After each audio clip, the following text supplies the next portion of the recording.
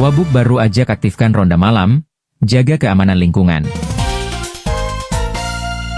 Wakil Bupati Baru, Abustan Andi Bintang, mengajak masyarakat untuk kembali menghidupkan ronda malam demi menjaga keamanan lingkungan.